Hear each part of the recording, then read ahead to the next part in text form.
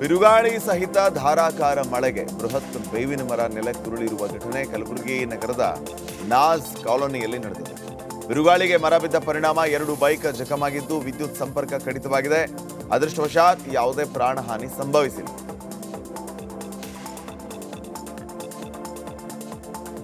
ವಿಜಯನಗರದಲ್ಲಿ ಮಳೆಯ ಅಬ್ಬರ ಜೋರಾಗಿದೆ. ಧಾರಾಕಾರ ಮಳೆಗೆ ಜನರು ತತ್ತರಿಸಿ ಹೋಗಿದ್ದು ಮನೆಯಿಂದ ಹೊರಬರಲಾಗದೆ ಜನರು ಪರದಾಡುವಂತಾಗಿದೆ. ಹೊಸಪೇಟೆ ಸೇರಿದಂತೆ ಗ್ರಾಮೀಣ ಭಾಗದಲ್ಲಿಯೂ ಗುಡುಗು ಸಹಿತ ಭಾರೀ ಮಳೆಯಾಗಿದೆ.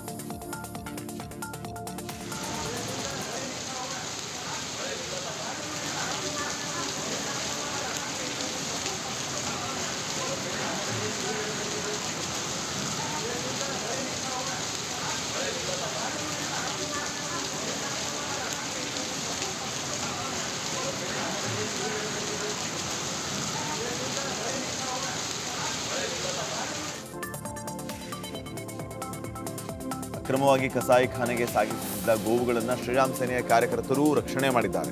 ಧಾರವಾಡ ಜಿಲ್ಲೆ ಕಲಘಟಗಿಯಿಂದ 10ಕ್ಕೂ ಹೆಚ್ಚು ಗೋವುಗಳನ್ನು ಹುಬ್ಬಳ್ಳಿಗೆ ಸಾಗಿಸಲಾಗ್ತಾ ಇತ್ತು. ಖಚಿತ ಮಾಹಿತಿಯ ಮೇರೆಗೆ ಶ್ರೀರಾಮ್ ಸೇನೆಯ ಕಾರ್ಯಕರ್ತ ಗೋವುಗಳನ್ನು ರಕ್ಷಣೆ ಮಾಡಿದ್ದಾರೆ. ಈ ಕುರಿತು ಹಳೆ ಹುಬ್ಬಳ್ಳಿ ಪೊಲೀಸ್ ಸ್ಟೇಷನ್ನಲ್ಲಿ ಪ್ರಕರಣ ದಾಖಲಾಗಿದೆ.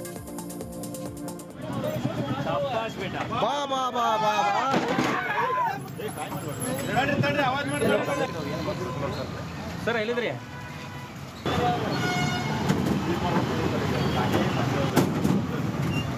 ಕಂಪ್ಲೇಂಟಿಗೆ ವ್ಯವಸ್ಥೆ ಮಾಡಿಸಿ ತೋರಿಸಲು ಕೊಡಕ್ಕೆ ಅದೇ ತೋರಿಕೊಂಡು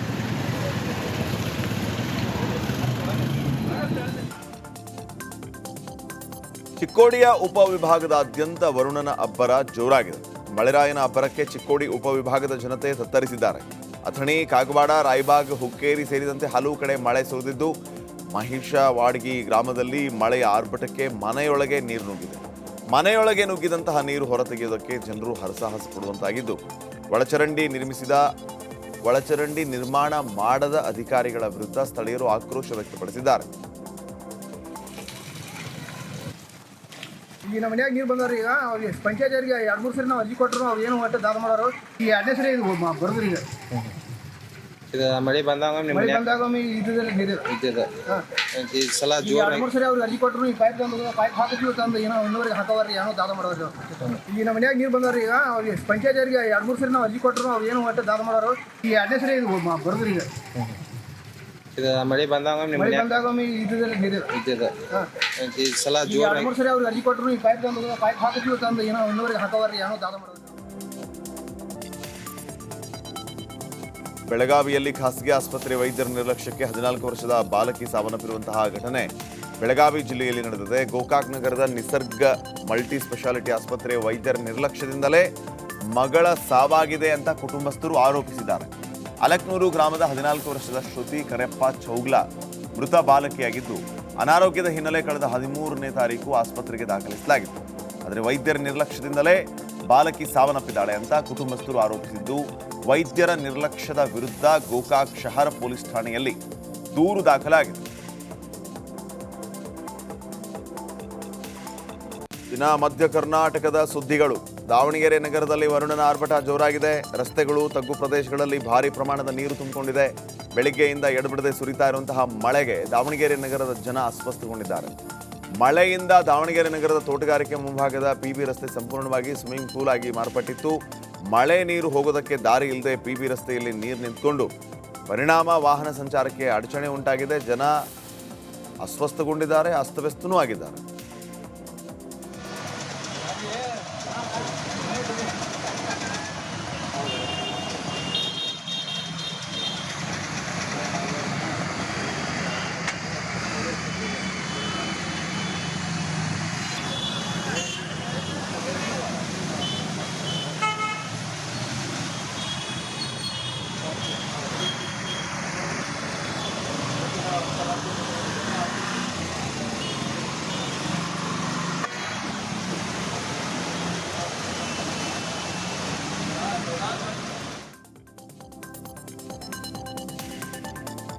ಶಿವಮೊಗ್ಗ ಜಿಲ್ಲೆಯ ಶಿಕಾರಿಪುರ ಸರ್ಕಾರಿ ಆಸ್ಪತ್ರೆಯಲ್ಲಿ ಲಂಚ ಪಡೀತಾ ಇದ್ದ ವೇಳೆ ಡಾಕ್ಟರ್ ಲೋಕಾಯುಕ್ತ ಬಲೆಗೆ ಬಿದ್ದಿದ್ದಾರೆ.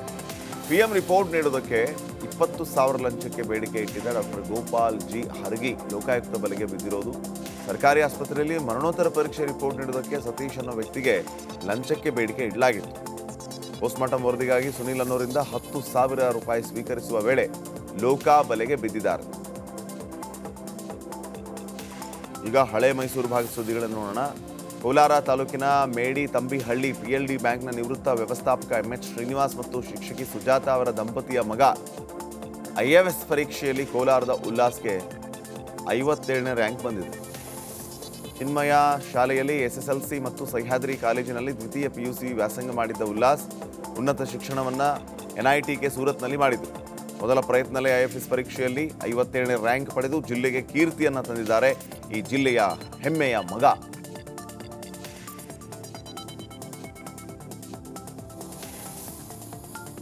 ಉತ್ತರ ಕನ್ನಡ ಜಿಲ್ಲೆಯಲ್ಲೂ ಧಾರಾಕಾರ ಮಳೆಯಾಗಿದ್ದು ಜಿಲ್ಲೆಯಲ್ಲಿ ರೆಡ್ ಅಲರ್ಟ್ ಘೋಷಿಸಲಾಗಿದೆ. ಮಳೆಯ ಹಿನ್ನೆಲೆ ಇವತ್ತು ಅಂಗನವಾಡಿಗಳಿಗೆ ಇವತ್ತು ನಾಳೆ ರಜೆಯನ್ನು ನೀಡಲಾಗಿದೆ. ಮಕ್ಕಳ ಸುರಕ್ಷತಾ ದೃಷ್ಟಿಯಿಂದ ರಜೆ ನೀಡುವಂತೆ ಜಿಲ್ಲಾಧಿಕಾರಿ ಲಕ್ಷ್ಮೀಪ್ರಿಯಾ ಆದೇಶ ನೀಡಿದ್ದಾರೆ.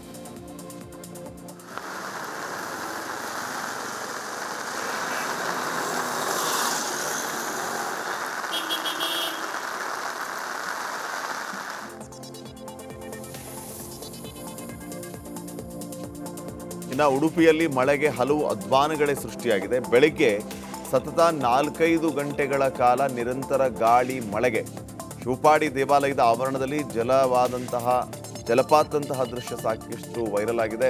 ಮಣಿಪಾಲದಲ್ಲಿರುವಂತಹ ಶಿವಪಾಡಿ ಮಹಾಲಿಂಗೇಶ್ವರ ದೇವಾಲಯದ ಪ್ರಾಂಗಣ ಹಾಗೂ ದೇವರ ಗುಡಿ ಸಾಕಷ್ಟು ತಗ್ಗು ಪ್ರದೇಶದಲ್ಲಿರೋದರಿಂದ ಶಿವ ದೇವಾಲಯಕ್ಕೆ ಹಲವು ಗಂಟೆಗಳ ಜಲ ದಿಗ್ಬಂಧನ ಆಗಿದೆ. ಅರ್ಚಕರು ಪರದಾಡುವಂತಾಗಿದೆ. ಈ ಜಲ ದಿಗ್ಬಂಧನದ ವಿಡಿಯೋ ಸಾಕಷ್ಟು ವೈರಲ್ ಕೂಡ ಆಗ್ತಾ ಇದೆ. ಶಿವಪಾಡಿಯಲ್ಲಿ ಧಾರಾಕಾರ ಸುರಿದ ಮಳೆ, ಪ್ರವಾಹದಲ್ಲಿ ಕೊಚ್ಚಿ ಹೋದ ಅರ್ಚಕರು.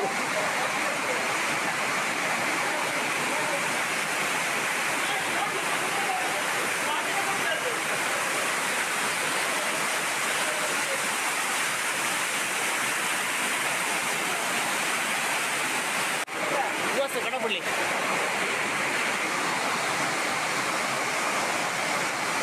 ಶಿವಪಾಡಿಯಲ್ಲಿ ಧಾರಾಕಾರ ಸುರಿದ ಮಳೆ, ಪ್ರವಾಹದಲ್ಲಿ ಕೊಚ್ಚಿ ಹೋದ ಅರ್ಚಕರು.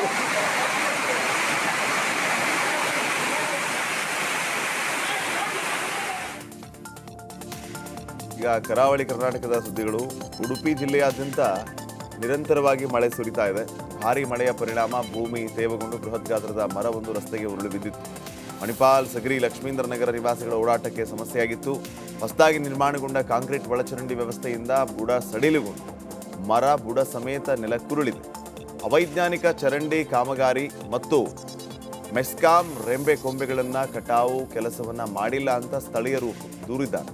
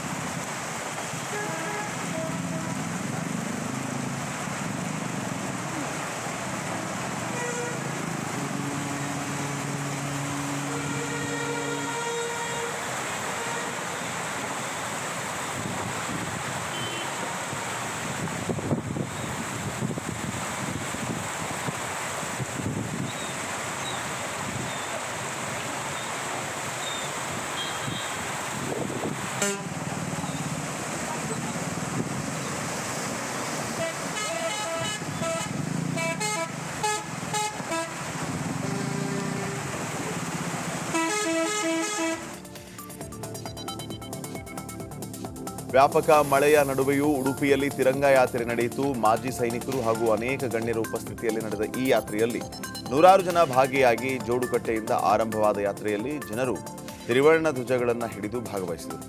ಭಾರತೀಯ ಸೇನೆಯ ವೀರ ಯೋಧರಿಗೆ ಬೆಂಬಲವಾಗಿ ರಾಷ್ಟ್ರ ರಕ್ಷಣಾ ಸಮಿತಿಯ ವತಿಯಿಂದ ಈ ಕಾರ್ಯಕ್ರಮ ಹಮ್ಮಿಕೊಳ್ಳಲಾಗಿತ್ತು. ಪಹಲ್ಗಾಮ್ನಲ್ಲಿ ನಡೆದ ಉಗ್ರರ ದಾಳಿ ಮತ್ತು ಹತ್ಯಾಕಾಂಡವನ್ನು ಖಂಡಿಸಿ ಭಯೋತ್ಪಾದಕ ಚಟುವಟಿಕೆಯ ವಿರುದ್ಧ ಹೋರಾಡುವುದಕ್ಕೆ ಭಾರತೀಯರೆಲ್ಲರೂ ಒಗ್ಗೂಡಬೇಕು ಅನ್ನೋ ಸಂದೇಶವನ್ನು ಸಾರಲಾಯಿತು. ಆಪರೇಷನ್ ಸಿಂಧೂರ್ನ ವಿಜಯೋತ್ಸವದ ಅಂಗವಾಗಿ ನಡೆದ ತಿರಂಗ ಯಾತ್ರೆಯಲ್ಲಿ ಪಕ್ಷ, ಜಾತಿ, ಧರ್ಮ ರಹಿತವಾಗಿ ನಾಗರಿಕರು ಬೃಹತ್ ಸಂಖ್ಯೆಯಲ್ಲಿ ಪಾಲ್ಗೊಂಡರು.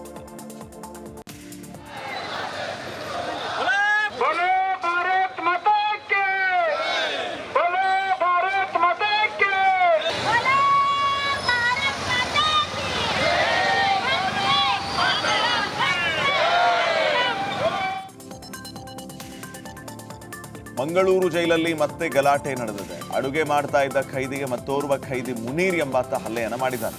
ಈ ವೇಳೆ ಖೈದಿಗಳ ಗುಂಪು ಮುನೀರ್ ಮೇಲೆ ಹಲ್ಲೆ ಮಾಡೋದಕ್ಕೆ ಮುಂದಾದರೂ ಸ್ಥಳಕ್ಕೆ ಬರ್ಕೆ ಪೊಲೀಸರು ಹೋಗಿ ಪರಿಸ್ಥಿತಿಯನ್ನು ತಿಳಿಗೊಳಿಸಿದರು.